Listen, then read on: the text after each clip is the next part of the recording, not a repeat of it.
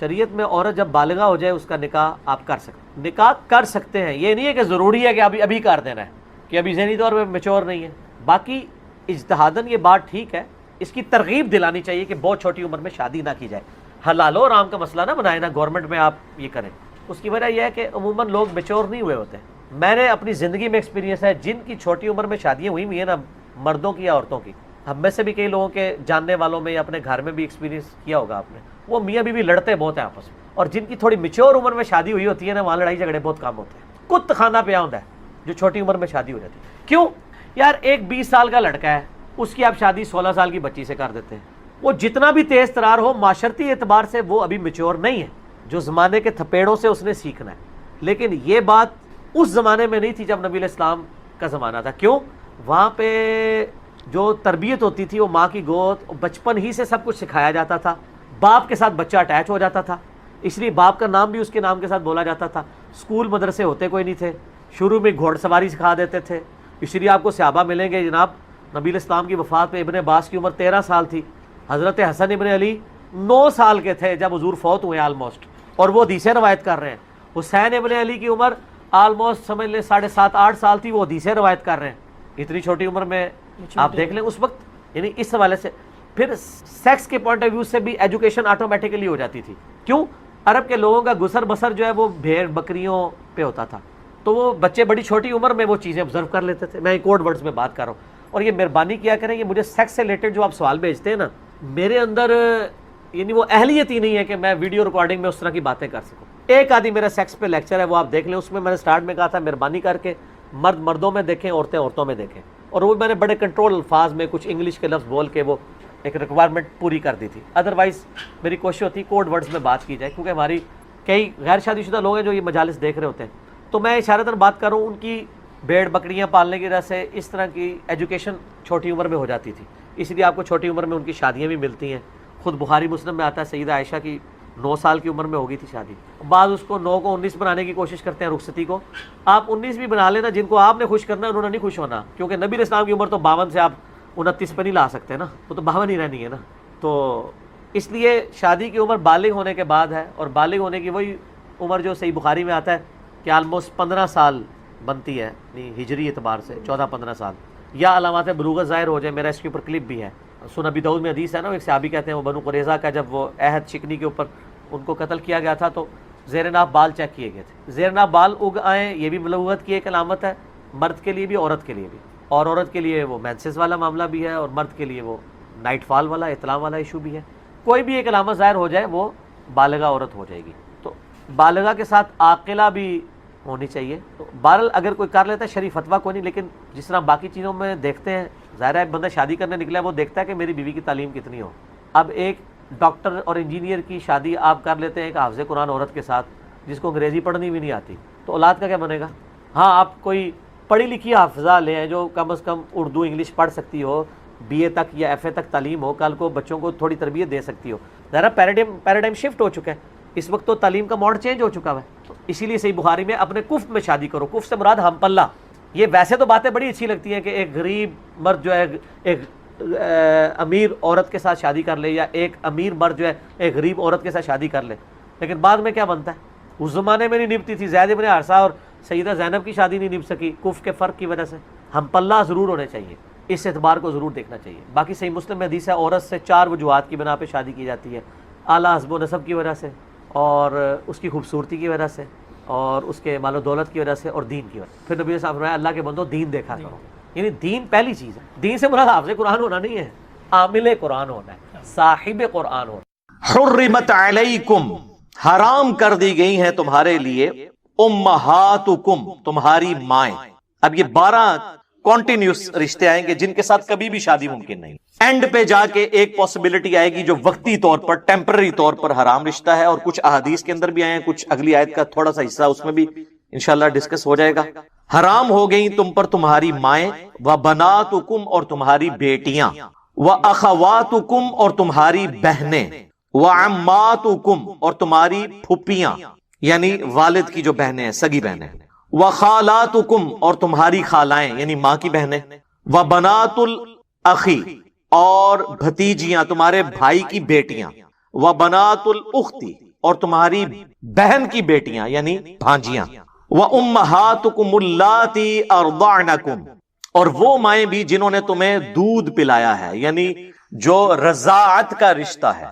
یہ را کے اوپر زبر ہے، ایک رضا ہے جو نام بھی رکھا جاتا ہے، یہ ہے رضاعت، را ضاد الف عین تا، رضاعت عربی میں. رضاعت کے جو رشتے ہیں اس میں جو تمہاری مائیں ہیں جنہوں نے تمہیں دودھ پلایا ہے وہ بھی تمہارے لیے حرام ہو گئی. اور اسی کے ساتھ ریلیٹڈ ہے وَأَخَوَاتُكُم مِّنَ الرَّضَاعَةِ، اور تمہاری وہ بہنیں بھی جو رضاعت کے رشتے سے تمہاری بہنیں بنتی ہیں.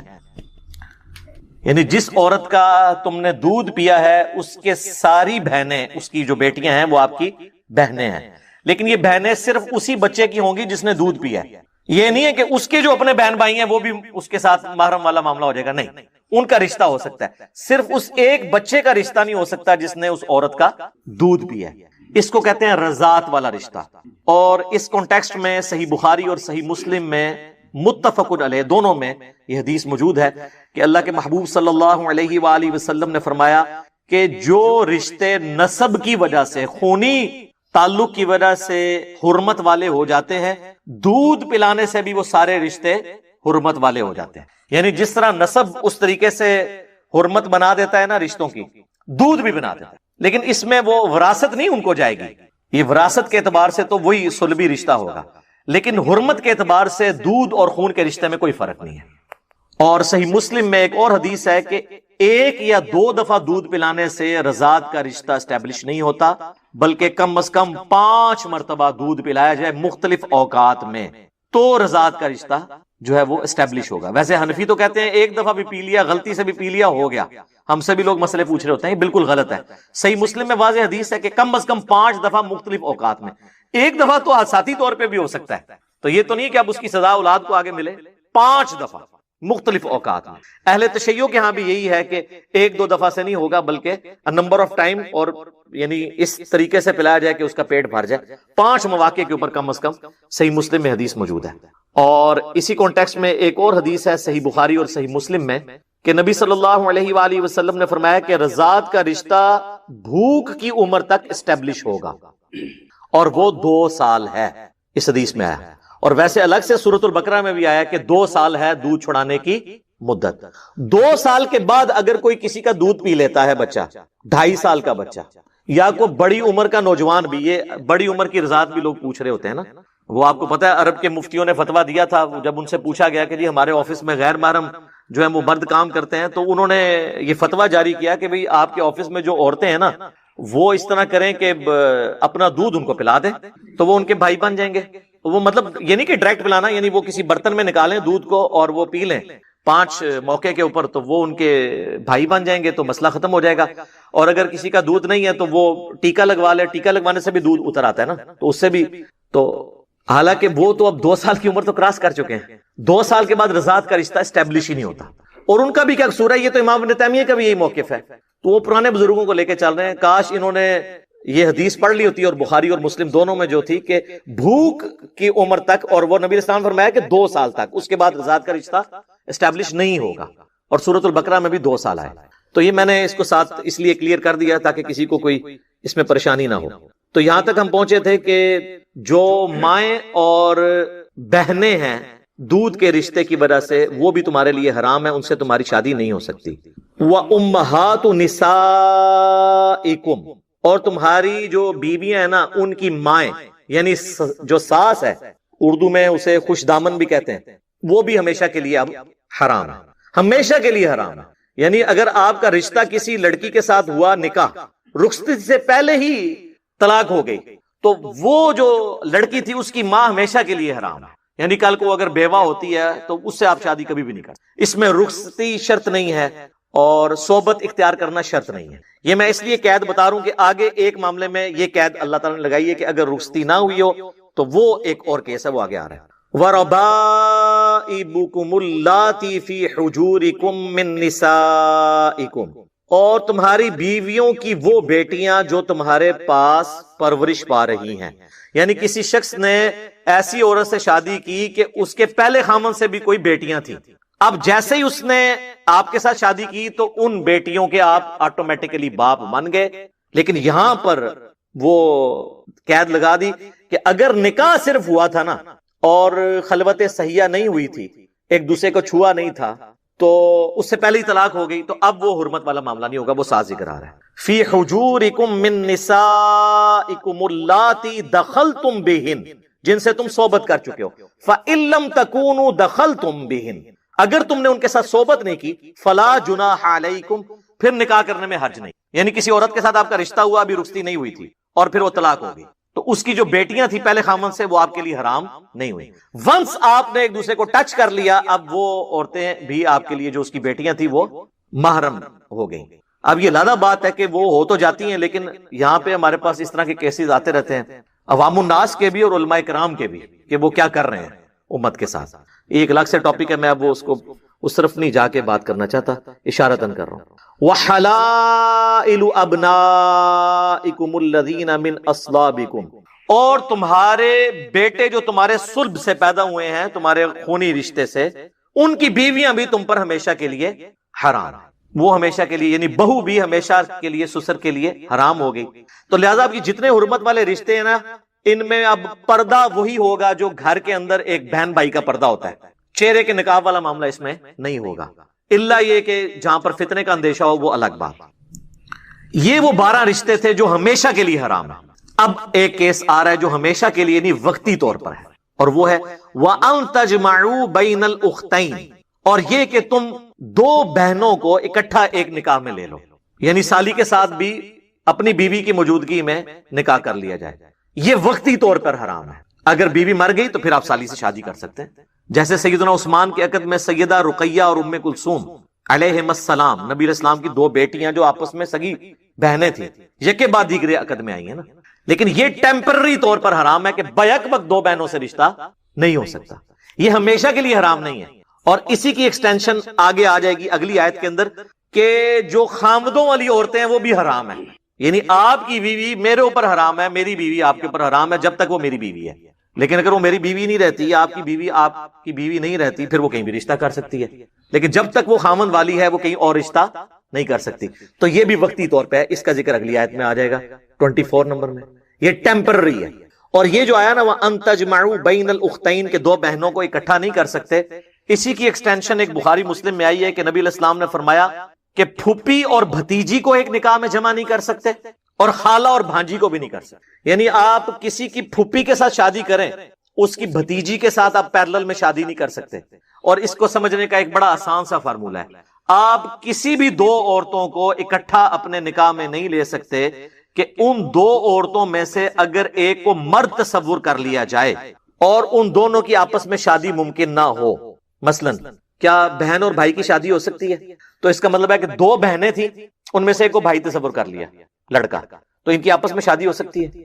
تو بس اب یہ دونوں عورتیں بھی اکٹھی ہو کے کسی اور مرد کے عقد میں نہیں جا سکتی۔ اسی طرح کوئی شخص اپنی پھوپھی سے شادی کر سکتا ہے؟ نہیں۔ تو اگر وہ شخص لڑکی ہو اور اس کی پھوپھی بھی فیمیل ہے، اب یہ دونوں کسی ایک مرد کے عقد میں بیک وقت نہیں آ سکتے۔ سمجھ آ گئی؟ یہ سمپل فارمولہ ہے کہ ہر وہ 2 عورتیں کہ ان میں سے وقتی طور پہ ایک مرد تصور کر لی جائے اور ان کی آپس میں شادی نہ ہو سکتی ہو، تو وہ دونوں عورتیں اکٹھی کسی اور کے عقد میں نہیں جا سکتی، لیکن یہ ٹیمپرری طور پر، وقتی طور پر حرمت والا رشتہ ہے۔ اگر ان میں سے کسی ایک کو وہ طلاق دے دے کہ یا مر جائے ایک ان میں سے، پھر اس کے ساتھ شادی ہو سکتی۔ پھوپھی مر گئی، اب بھتیجی سے شادی ہو سکتی ہے، خالہ مر گئی، اب بھانجی کے ساتھ شادی ہو سکتی۔ تو یہ وہ تھے جو ٹیمپرری طور پہ ہیں، باقی 12 جو ہیں وہ ہمیشہ کے لیے حرام رشتے ہیں۔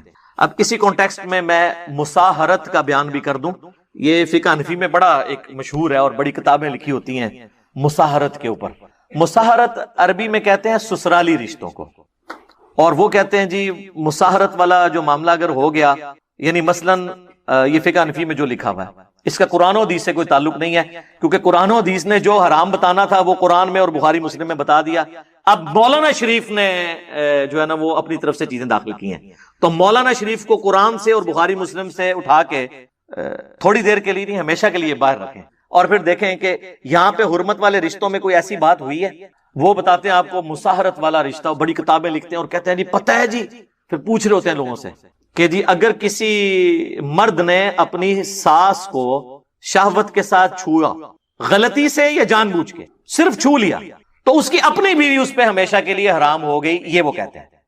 اور وہ کہتے ہیں کہ اس لیے کہ قرآن میں آیا ہوا ہے کہ جی وہ ساس تو اس پہ حرام تھی، لیکن قرآن میں یہ تو نہیں آیا کہ ساس کے ساتھ اگر وہ ایسا معاملہ کر لیتا ہے تو اس کی اپنی بیوی جو آلریڈی اس سے پہلے اس نے اپنے عقد میں لی تھی وہ نکل جائے گی.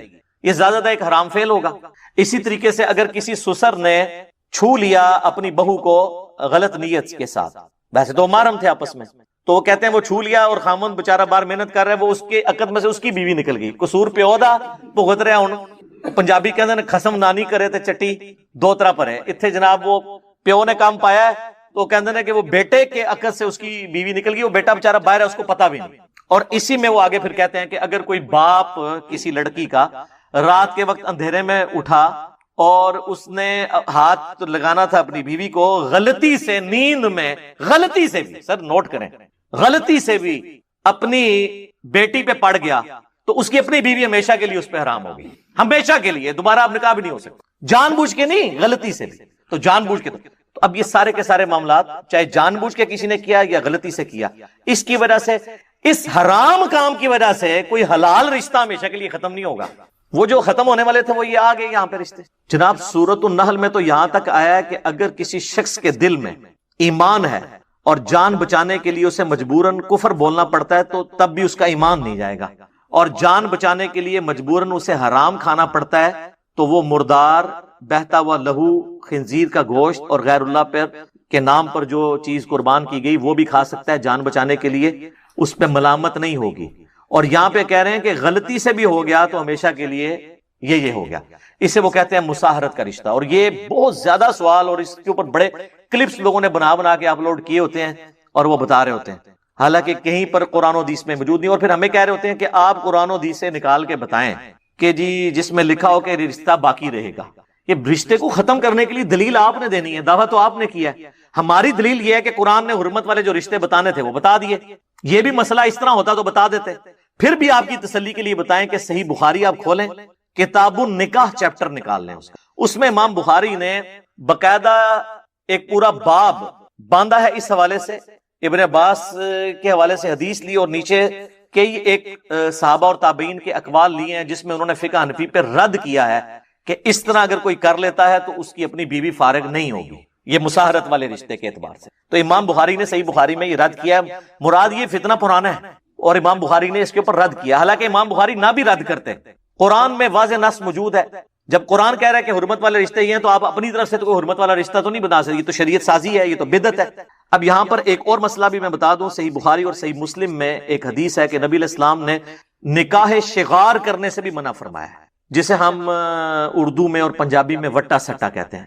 لیکن یہاں پر وٹا سٹا اور ہوتا ہے، جو ہمارے ہاں وٹا سٹا رائج ہے نا، یہ حرام نہیں ہے. وہ حدیث میں موجود ہے بخاری اور مسلم دونوں میں کہ کوئی شخص اپنی بہن یا بیٹی کا رشتہ اس شرط پہ کسی مرد سے نہیں کر سکتا کہ تو اپنی بیٹی مجھے دے دے، میں اپنی بیٹی تجھے دیتا ہوں، یا تو اپنی بہن کا نکاح میرے ساتھ کر دے، میں اپنی بہن کا نکاح تیرے ساتھ کرتا ہوں، اور اس کے بدلے حق مہر میں نہیں دوں گا. میرا حق مہر یہ ہے کہ میں نے اپنی بہن یا بیٹی تجھے دے دی، اور تیرا حق مہر یہ ہے کہ تو نے اپنی بہن. تو حق مہر کے بغیر اس طرح کا رشتہ کرنا، اسے کہتے ہیں نکاح شغار یا وٹا سٹا. یہ والا وٹا سٹا حرام ہے.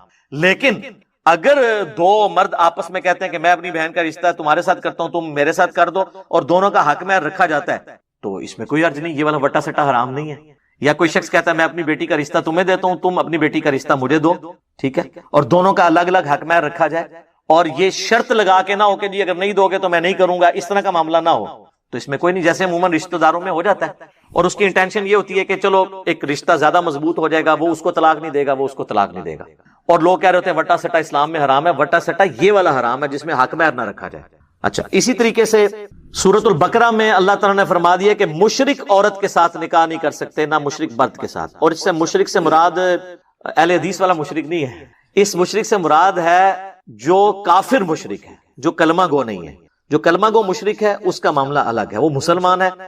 آپ کو ہم پابند نہیں کرتے کہ آپ ضروری کریں، وہ تو ابن ماجہ میں حدیث ہے اپنے کفر میں شادی کرو، ہم پلہ لوگوں میں.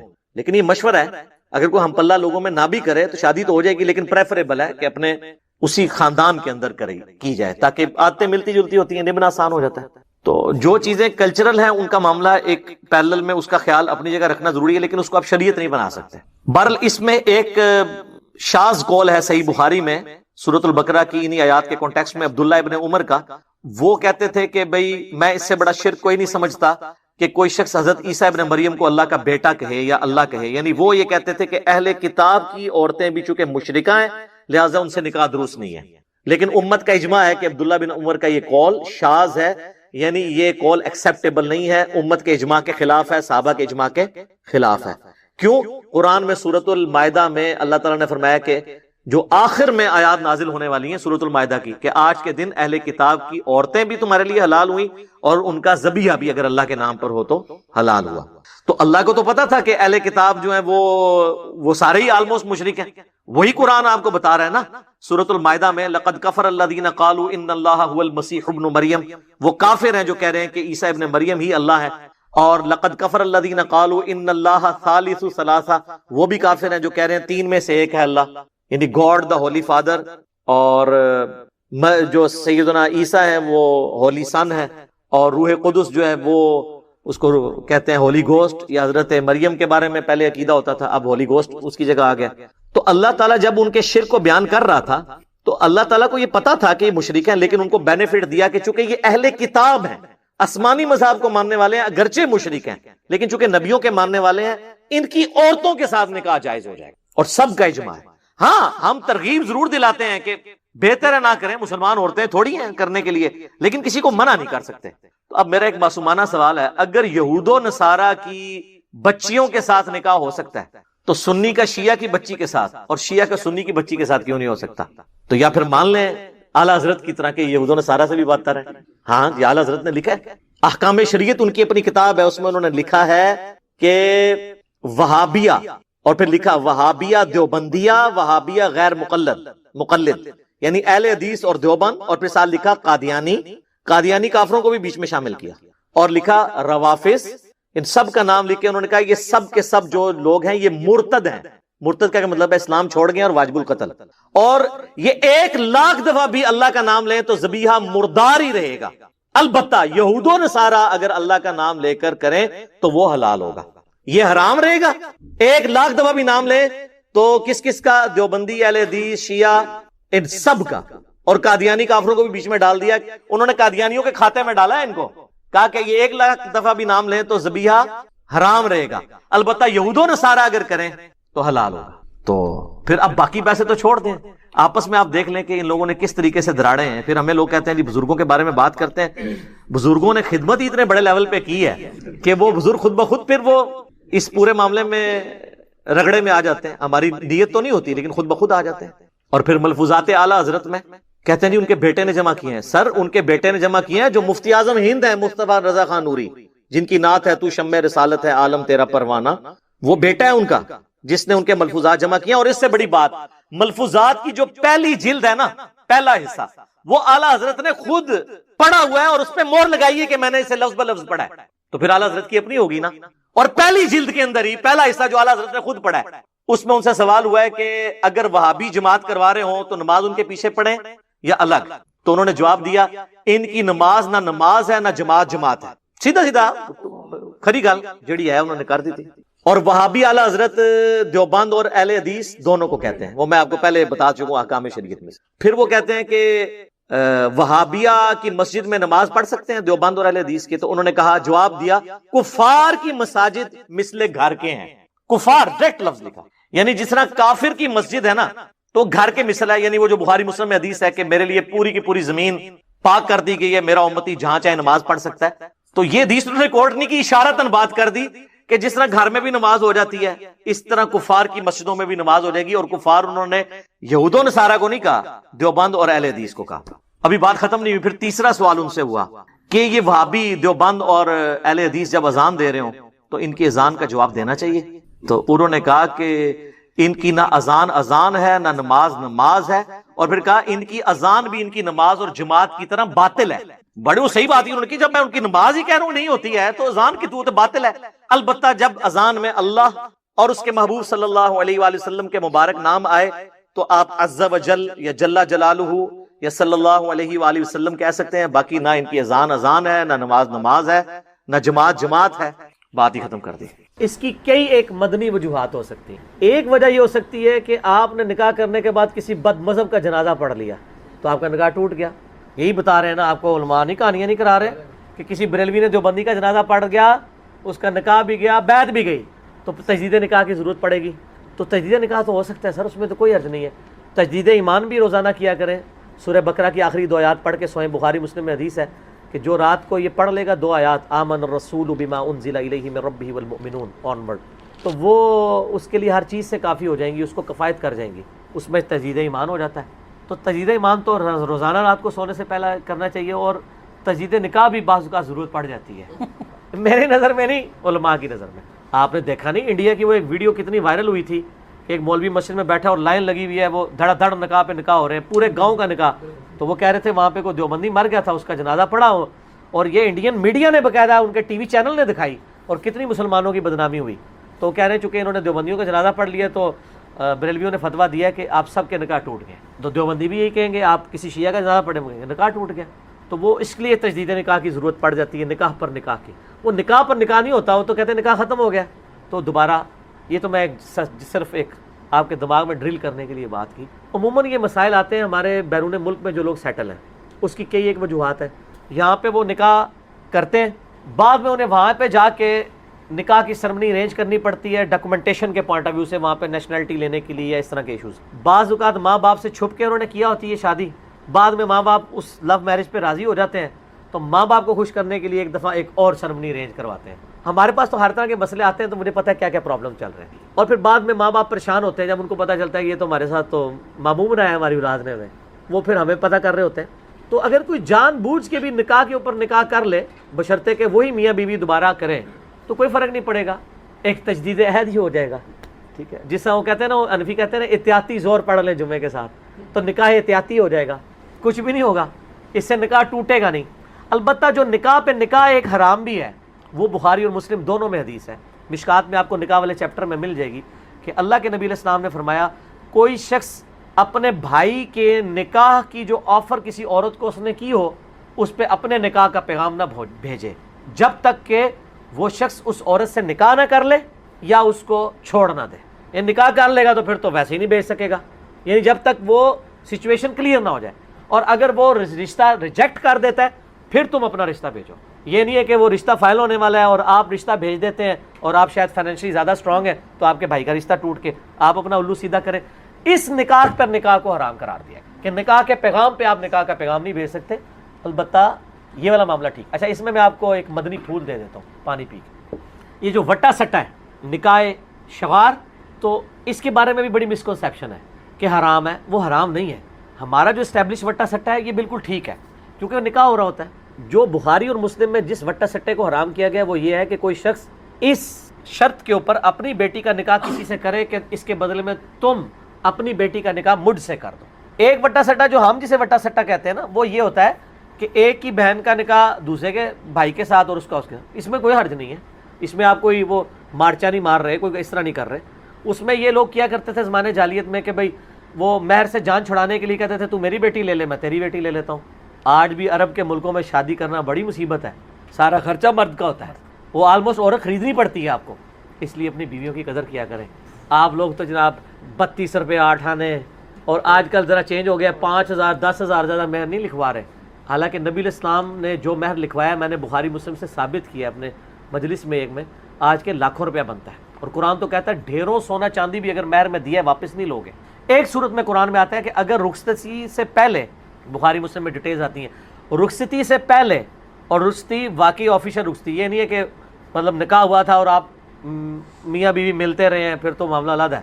جو آفیشیل رخصتی سے پہلے اگر کوئی شخص اپنی بیوی کو طلاق دے دے تو اسے آدھا حق مہر اس عورت کو واپس کرنا ہوگا، آدھا پھر بھی وہ مالک ہے. البتہ اگر رخصتی ہو گئی، ایک دوسرے کو ہاتھ لگا لیا تو اب وہ نفع اٹھا لیا. نفع اگر اٹھا لیا ہے چاہے ایک رات کے لیے بھی، 1 روپیہ عورت نے اب واپس نہیں کرنا. لیکن وہ پاکستان میں مجھے پتہ چلا کہ اب کوئی قانون انہوں نے بنایا کہ جی اتنے عرصے میں ہو تو اتنے % وہ دے گی تو اتنے. یہ نہیں، بالکل غلط ہے. اسلام تو یہ کہہ رہا ہے کہ ونس عورت کو آپ نے ٹچ کر لیا ہے تو آپ نے اس کی قیمت وصول کر لی، وہ حق مہر کے عوض. کیونکہ نکاح حق مہر کے عوض ہی تو ہو رہا ہوتا ہے گواہوں کی موجودگی میں. ایجاب و قبول جو ہوتا ہے وہ حق مہر کے عوض ہوتا ہے. اور قرآن کہتا ہے ڈھیروں سونا چاندی بھی دیا وہ بھی واپس نہ لو. ہمارے معاشرے میں عموماً زیادہ حق مہر اس لیے لکھوایا جاتا ہے کہ اس سے رشتے نبھ جائیں، لیکن جو شریف و نفس لوگ ہیں نا وہ کہتے ہیں ہم نے اپنی بیٹی دے دی ہے، وہ سب سے قیمتی چیز تھی، بس جتنا آپ کا دل ہے حق مہر لکھ. یہ یعنی اخلاقی طور پہ تو ٹھیک ہے، لیکن پریفریبل اسلام میں نہیں ہے کہ کسی عورت کا حق مہر تھوڑا لکھا جائے. نبی علیہ السلام جو حق مہر لکھواتے تھے وہ لاکھوں میں آج کی رقم بنتی ہے، میں نے باقاعدہ کیلکولیٹ کر کے بتائی تھی، ہزاروں میں نہیں ہوتی تھی.